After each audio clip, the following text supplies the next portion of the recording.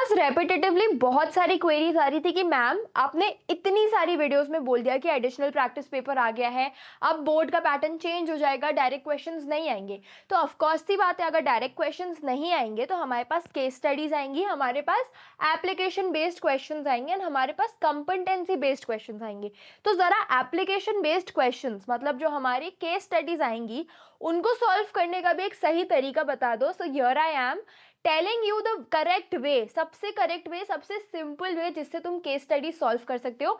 But you know the drill, video start होने से पहले चैनल को सब्सक्राइब करना है एंड बेल नोटिफिकेशन याद से दबा देना, क्योंकि ये पूरा महीना बहुत ज़्यादा इवेंटफुल होने वाला है।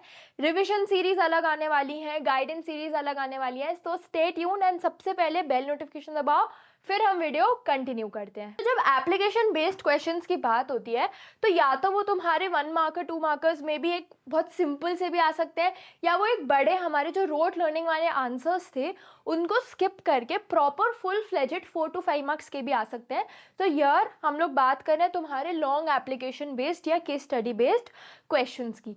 ठीक है, अब सबसे पहले ना गलती तुम लोग क्या करते हो कि तुम लोग अपना रीडिंग टाइम यूटिलाइज नहीं करते।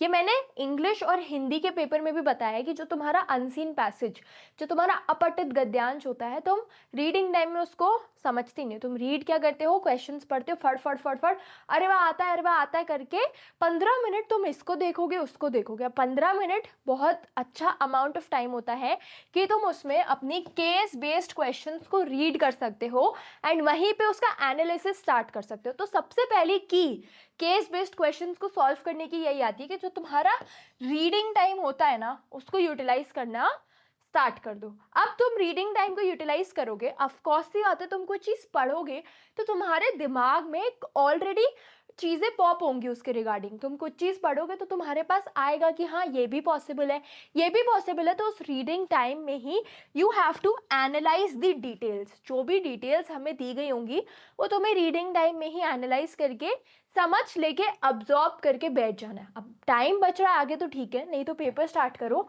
एंड जो भी टॉपिक है, जो भी टॉपिक तुम्हें दिख रहा है इस चैप्टर का है या इस केस बेस्ड है, ये चैप्टर का है, सबसे पहले ना उसका टॉपिक आइडेंटिफाई करो। सबसे पहले उसका क्या करो, टॉपिक आइडेंटिफाई करो, चैप्टर आइडेंटिफाई करो। अब अगर तुम 2-3 चैप्टर्स के बीच में कंफ्यूज्ड हो, देन आइडेंटिफाई द प्रॉब्लम कि इस पूरे डिटेलिंग में मेरे को क्या प्रॉब्लम नजर आ रही है, क्योंकि केस बेस्ड है तो क्वेश्चन में कहीं ना कहीं एक प्रॉब्लम छुपी होगी एंड उसका आंसर हमें ढूंढना है। तो तुमने टॉपिक आइडेंटिफाई करा, अभी भी तुम कंफ्यूज्ड हो तो उसके बाद तुम क्लियरली प्रॉब्लम आइडेंटिफाई करो कि प्रॉब्लम क्या है एंड उस प्रॉब्लम के ना पोटेंशियल सॉल्यूशंस ढूंढो। पोटेंशियल सॉल्यूशंस मतलब ये भी एक केस बन सकता है, ये भी एक केस बन सकता है इसके आंसर का, ये भी एक आंसर हो सकता है। तो तुम्हारे पास 2-3 आंसर्स आएंगे, हर आंसर को अप्लाई करके देखो, इस सब में से जो तुम्हें बेस्ट सूटेबल आंसर लगे ना उसको तुम नोट डाउन करो। एंड लास्ट में हमारे पास एक चीज़ है जो हमें बिल्कुल भी नहीं बोलनी, that is you should proof read case studies.